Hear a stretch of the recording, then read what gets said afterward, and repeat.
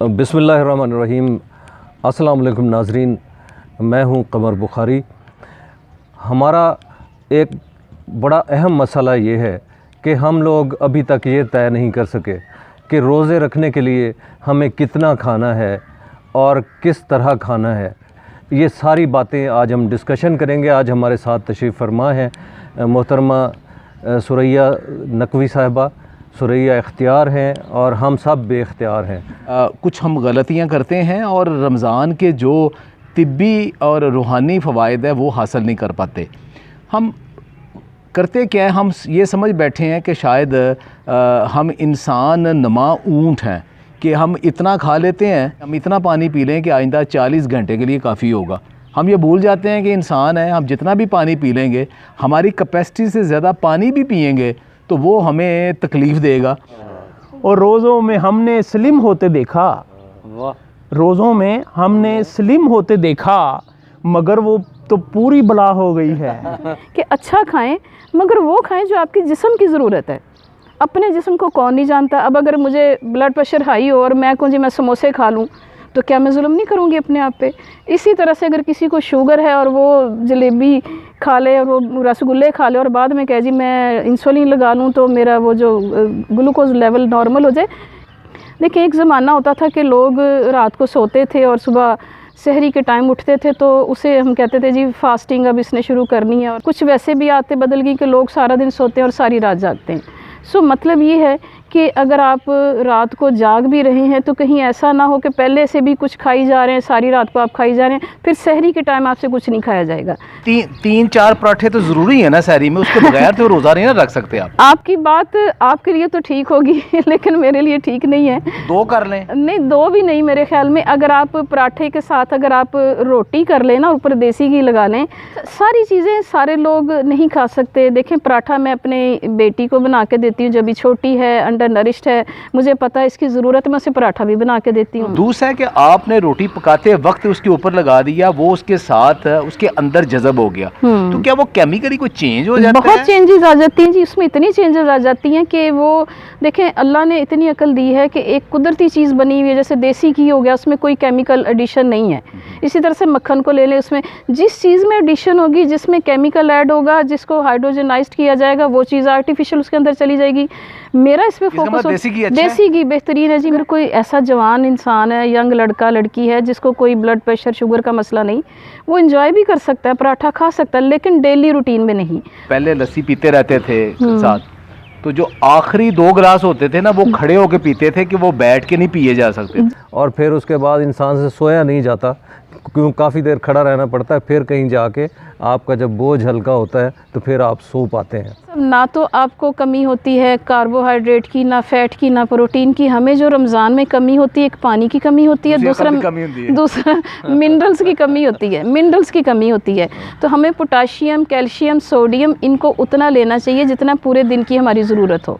तो आप कहाँ से लें? वो हम देखें, सुबह जब हम नाश्ता करते हैं ना, तो नाश्ते में रोटी के साथ सालन, जो भी आपने घर में ज़ाहिर पका होता है, जिसको जो ज़्यादा बेहतर लगता है, लेकिन कोशिश करें कि आपके नाश्ते में दही ज़रूर हो, और उस दही में अगर पुदीने की चटनी आप डाल दें, और साथ में आपका जो नाश्ते के अंदर है ना, ये 2-4 खजूरें भी रख लें, सुबह भी रख लें, इसमें कोई हर्ज नहीं होता। अंडा ले लें सर? अंडे की सफ़ेदी ले सकते हैं, पूरा अंडा भी आप खा सकते हैं, इसमें कोई हर्ज नहीं। लेकिन मैं ये कहती थी कि अंडे के अंदर आकर अगर आप प्याज, सब्ज़ मिर्च और धनिया डालेंगे तो ये ऑमलेट एक फाइबर वाला बन जाएगा। अगर बुखारी साहब कहते हैं जी कि मैं पराठा नहीं पसंद करता, मैं तो सादा रोटी से रोज़ा रख लेता हूँ, तो वो ये कोई स्वाद में कमी तो नहीं हो जाएगी? बिल्कुल भी नहीं होगी। मैं तो इन्हें रिकमेंड करूँगी कि ये अपनी उस रोटी को मज़ीद न्यूट्रिशियस बनाएं, और उसमें वो जैसे मल्टीग्रेन आटा है, आप उसको इस्तेमाल करें।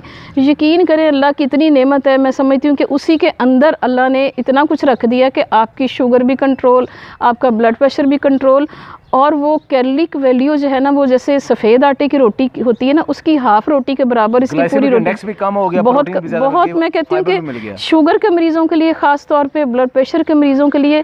और ये भी बता दूँ कि आप मल्टीग्रेन रोटी के ऊपर जो है ना, जैतून का तेल भी आप ऊपर चौपड़ सकते हैं, आप मक्खन भी लगा सकते हैं, आप देसी घी भी लगा सकते हैं। वो खा खा के पाए निहारी और बर्गर, बताऊं मैं क्या क्या से क्या हो गई है। अच्छा, अभी जैसे कि बात चल रही है हमारी कि हमने सुबह सहरी में जो है वो कौन सी ऐसी चीज़ें खाएं जिससे आपका पूरा दिन भी अच्छा गुजरे, आप तंदुरुस्त व तवाना भी रहें और आपके जिस्म के ऊपर जो है ना कोई बोझ ना बने। तो देखें, आसान बात ये है कि आप जो किसी को अवेलेबल है पहले तो उसी पे फोकस रखें। घरों में हमारे सोसाइटी में आम तौर पे सुबह नाश्ते में भी रोटी चलती है। मैं डबल रोटी के हक़ में बिल्कुल भी नहीं हूँ। वो कोई बीमार हो या कोई शौक़ से कोई उसको फ़ाइबर के साथ कोई टॉपिंग करे तो एक अलहदा बात है, लेकिन आम रूटीन में मैं यही रिकमेंड करती होती हूँ कि आप हाई फाइबर आटे की रोटी बनाएं, साथ में सालन। लेकिन सालन सहरी में कभी भी मसाले वाला ना बनाएं, जैसे भुना हुआ गोश्त होता है या कुछ ऐसा।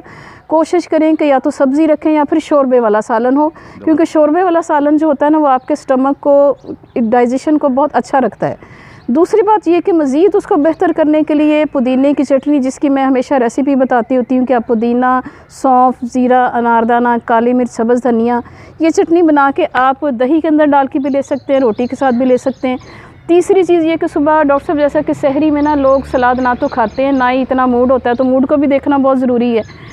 ख़ुराक को हमेशा एंजॉय करके खाना चाहिए। तो अगर आप सलाद की बजाय कोई फ्रूट काट के रख लें तो वो भी बहुत अच्छा है। जैसे सीज़नल फ्रूट में अभी स्ट्रॉबेरी है, समझे, वो भी आपका सलाद है, या खरबूजा भी आ रहा है, खरबूजा भी आ रहा है, उसको भी आप अगर स्टमक को अच्छा करना है, किसी को स्टमक की प्रॉब्लम है, तो बेहतरीन तरीका ये होता है कि एक नवाला आप रोटी का खाएं सालन के साथ, 1 चम्मच आप दही का खाएं, 1 बाइट आप फ्रूट की लें। इस तरह से आपके स्टमक में ना एक सैंडविच सा बनता जाएगा, तो डाइजेशन अब्जॉर्प्शन बहुत अच्छी होगी।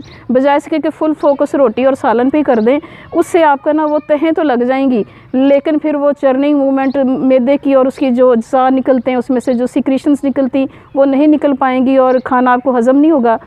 कि जो यकदम ही मुझ पे फ़िदा हो गई है, वो कॉफ़ी से लिप्टन की चाय हो गई है। खाने के एंड पे हमारी सारे लोगों की आदत होती है कि हमने फ़ौरन चाय पीनी है, तो मैं कभी भी चाय के हक़ में नहीं हुई।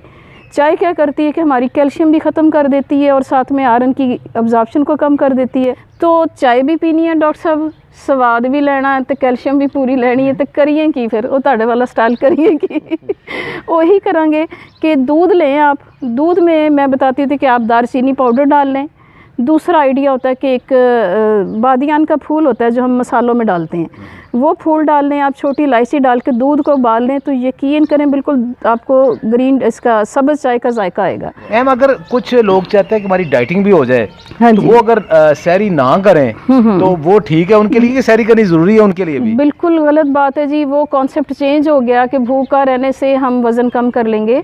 मैं एज अ डाइटिशियन हमेशा ये करती होती हूँ कि मेरे पास कोई आता तो वज़न कम करवाने के लिए, तो मैं उन्हें पहले कह देती हूँ कि आपको मैंने खिलाना भी ज़्यादा है और आपका वज़न भी कम करना है। मतलब स्किपिंग ऑफ मील बिल्कुल नहीं है, एब्सोल्युटली रॉन्ग, नाश्ता बिल्कुल नहीं छोड़ना और सहरी बिल्कुल नहीं छोड़ना। उससे क्या होगा कि हमारी मेटाबॉलिज्म स्लो हो जाएगी। अगर हम खाना छोड़ देंगे, मेटाबॉलिज्म स्लो हो जाएगी तो हमारी जो जिस्म की फ़ैट है वो अंदर ही जमा रहेगी। हमने तो आंतों को चलाना है, जब चलाना तो हम हाई फाइबर डाइट देते हैं, लो कैलोरिक डाइट देते हैं ताकि आंतें चलती रहें।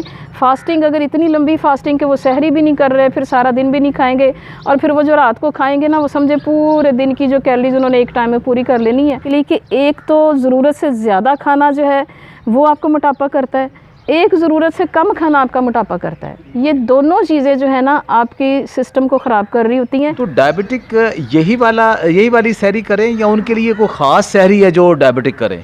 देखें, जब हमने मल्टीग्रेन आटा बता दिया तो इसका मतलब ये कि वो उसमें वही कवर हो जाता है। बस सफ़ेद आटा ना खाएं। सफ़ेद आटा मेरी नज़र में जहर तो मैं नहीं कहती, लेकिन वो इतनी नुकसान वाली चीज़ है कि लोग समझते हैं। कई लोग मेरे पास आते हैं आके कहते जी मैं तो फैट भी नहीं लेंदी तो मैं मोटी क्यों हो रही। मैं कहती आप सफ़ेद आटे की रोटी खाती हैं? कहती हाँ जी।